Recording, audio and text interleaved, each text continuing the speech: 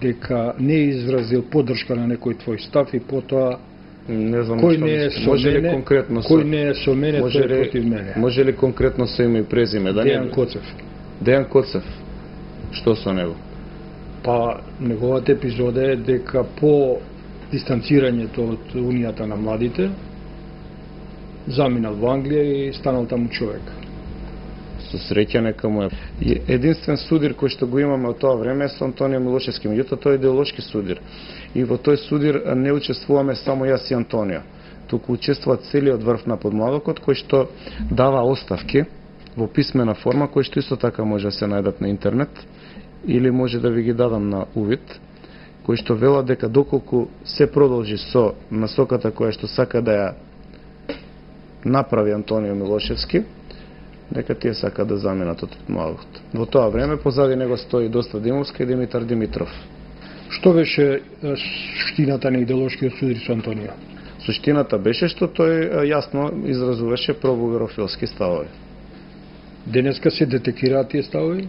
Јас не знам како е денеска таму. Бидејќи тоа веќе не е моја партија. Ме интересира нешто од времето кога таа беше твоја партија. Од таа партија произлегува многу други партии кои ги задржаат првите 4 букви. Тука се јавува еден феномен. Како да се надмине тој синдром на суетата на големите лидери на малите партии? Ако збориме за префиксите,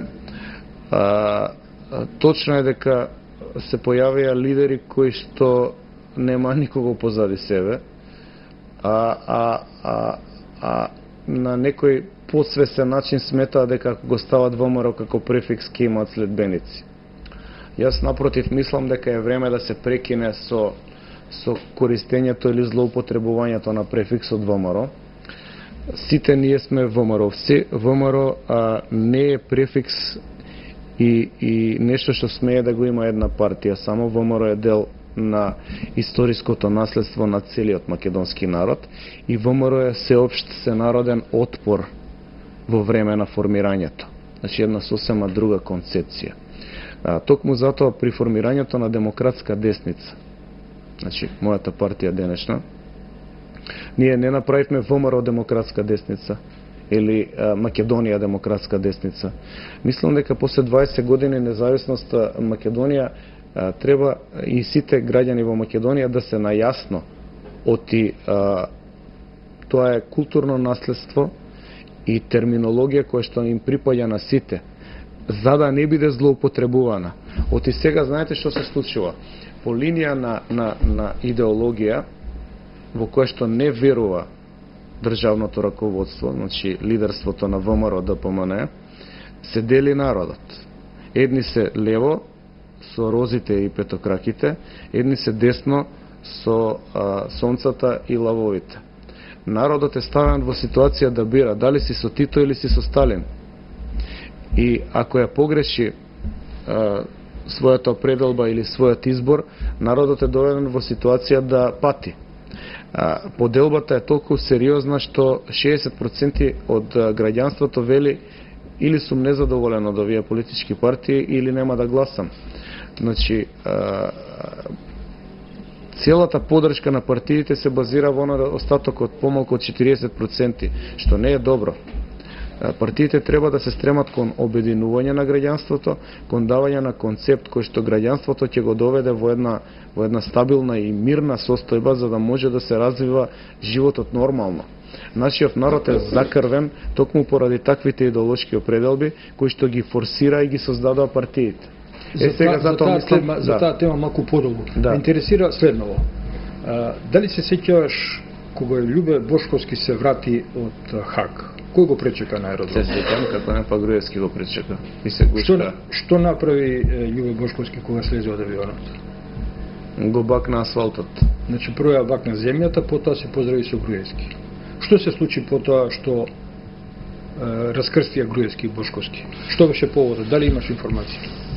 Можам да кажам моје мислење, затоа што сигурно дека ги немам до крај сите информации, она што сум го гледал, она што сум го чул, бидејќи бев во тој период до Љубе Бошковски. Љубе ги покажа своите намери веднаш неговите намери беа да биде председател на државата, намерите на Груевски не беа да биде Љубе председател на државата и започна конфликт и се одвоја. Инаку Љубе Бошковски беше неколку месеци доста близок до ВМРО ДПМН кога се врати. И имаше човек за контакт од ВМРО ДПМН. Меѓутоа после се одвоја. Кој ја сгреши тука работата, Љубе или Никола? Видете како, нормално е човек да има амбиции и нормално е човек да сака да ги оствари тие амбиции. Меѓутоа, знаете, во обкружувањето на Груевски не е баш благопријатно да имате амбиции. Добро. Потоа отиде во Обединети за Македонија. Да. И што се случи да ја објавиш онаа колумна зашто го напуштив Бошковски? Јас отидов во Обединети за Македонија после председателските избори, кога Бошковски имаше еден кредибилитет од 150.000 гласови, што даваше за право дека доколку она што го добил како поддршка се претвори во политичка инфраструктура на терен, може да се направи сериозна партија која што може да му опонира на Груевски. Значи, мислев дека имаме доволно време, година-две, да направиме сериозна партија. Тука беше една плејада од десничари во партијата, например Ден Дончев, Даштевски, Кецковски, Бомбај од Тетово, Вело Марковски и други. Значи имаше една плејада која што ветуваше дека ние можеме со добро организирање и работење, бидејќи партија бара многу макотрпна работа во создавање на инфраструктура, да направиме ние една структура која што може да одговори на избори. Меѓутоа, за жал, и тоа го тврдам и денеска, Љубе Бошковски се поврза тајно со СДСМ и има уште некои други спорни моменти и он планираше на друг начин да ја води партијата. Тотално недемократски, значи на исти начин како Груевски и тотално надвор од вообичаените практики како се формира партија. Јас, ако не го прифатив Груевски и начинот на негово функционирање, немам зашто да го прифатам и Бошковски и начинот на истото функционирање. Не е суштината на политичката борба да се симне еден за да се качи друг. Суштината е да се симне еден начин на функционирање и да се донесе подобар начин на функционирање.